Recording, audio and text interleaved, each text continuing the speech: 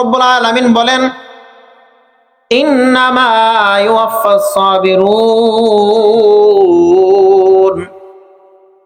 ধৈর্য ধারণকারীদেরকে দেওয়া হবে বদলা, আজরাহুম, তাদের বদলা দেওয়া হবে, বেগাইরি হিসাব, হিসাবহীন ভাবে। অর্থাৎ ধৈর্য যে ধরবে, যে আল্লাহ তাবারক ওয়া তাআলা যে হুকুম দিয়েছেন ধৈর্য ধারণ করা একটা হুকুম আল্লাহর, এই হুকুমটা যে পালন করবে তাকে আল্লাহ তাবারক ওয়া তাআলা একটা প্রতিদান দিবেন। প্রতিদানটা কেমন হবে? প্রতিদানটা একটা কাজ করলে রব্বুল আলামিন কোরআনে কারিমে বলেন, একটা কাজ যদি নেকির কাজ কেউ করে, মান জাআ বিল হাসানাতি ফালাহু আশরু আমসালিহা, কোন ব্যক্তি যদি একটা নেক কাজ করে রব্বুল আলামিন বলেন এক নেক কাজের বদলা আমি 10টা দিয়ে থাকি। সুবহানাল্লাহ বললেন না? আচ্ছা, যদি খারাপ কাজ করি তাহলে খারাপ কাজ করলে শাস্তি কয়টা হয়? গুনাহ কয়টা লেখা হয়? তাহলে উচিত তো ছিল নেক কাজ করছেন একটা, সব একটা লেখা। কি বলেন? উচিত তো, গুনাহ যেহেতু একটা লেখছে, গুনাহ একটা করছি, গুনাহ একটা লেখা হয়েছে, শাস্তি একটা হবে। তাহলে যেহেতু সব একটা করছেন, সব নাকি একটা করছেন, সব তো একটা লেখার দরকার ছিল। রব্বুল আলামিন বলেন, বান্দারে আমি রহিম, আমি রহমান, আমার নাম রহিম, আমার নাম রহমান। সূরা ফাতিহার শুরুতে বলি আলহামদুলিল্লাহি রাব্বিল আলামিন আর রহমানির রহিম। বান্দারে আমি রহিম, আমি রহমান, আমার রহিম রহমান নামের উসিলায় তোকে তুই এক নেকি করবি, সব আমি 10টা দিয়ে দিব। এটা হলো কোরআনের ভাষা। রব্বুল আলামিন আর হাবিব বলেন, বান্দা যখন ইখলাসের সহিত আমল করতে থাকে, যেরকম নামাজের মধ্যে যদি কেউ কোরআন তেলাওয়াত করে, এক অক্ষরে স্বাভাবিকভাবে 10 নেকি পাওয়া যায়, কোরআনের কারিমের আয়াত দ্বারা বোঝা যায়। নামাজের মধ্যে যদি কেউ কোরআন শরীফ তেলাওয়াত করে, এক এক অক্ষরে আল্লাহ তাবারক ওয়া তাআলা 100 করে নেকি দান করেন। কত করে নেকি দান করেন?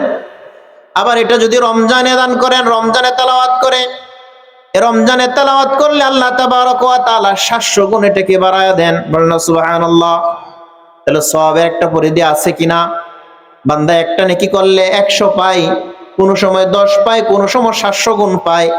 রব্বুল আলামিন বলেন, বান্দারে দুনিয়াতে তোকে আমি পাঠাইলাম, তোর জিন্দেগিটা এত সোজা না।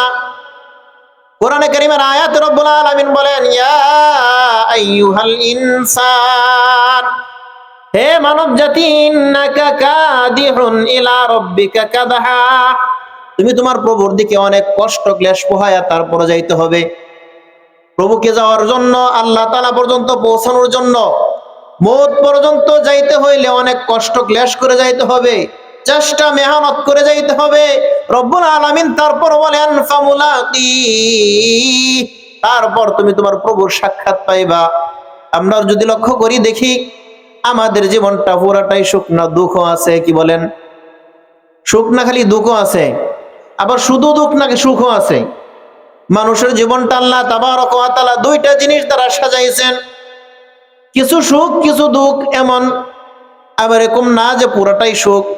জান্নাতের সুখ যদি কেউ দেখত, জান্নাতের সবচেয়ে নিম্নমানের সুখ, সবচেয়ে নিম্নমানের নিয়ামত, জান্নাতের সামান্য সুখ যদি দুনিয়াতে দান করা হইতো, দুনিয়ার সুখের কোনো নাম বালা গন্ধই থাকতো না। বলেন সুবহানাল্লাহ। আর যদি জাহান্নামের সামান্যতম কষ্ট আযাব দুনিয়াতে ঢেলে দেওয়া হইতো, জাহান্নামের সামান্যতম আযাব যদি দুনিয়াতে ঢেলে দেওয়া হইতো, জাহান্নামে বড় বড় সাপ হবে, বড় বড় বিচ্ছু হবে, জাহান্নামে বড় বড় সাপ হবে, বিচ্ছু হবে। আমরা দুনিয়াতে বিচ্ছু দেখি 1 আঙ্গুল পরিমাণ। কয় আঙ্গুল পরিমাণ বিচ্ছু দেখি? 1 আঙ্গুল, 2 আঙ্গুল, বেশিতে বেশি 4 আঙ্গুল, এর পরে আমরা বিচ্ছু দেখি না। আর রব্বুল আলামিন আর হাবিব বলেন, জাহান্নামের এক একটা বিচ্ছু হবে উটের মতো বড় বড়। কেমন বড় বড় হবে? উটের মতো বড় বড়।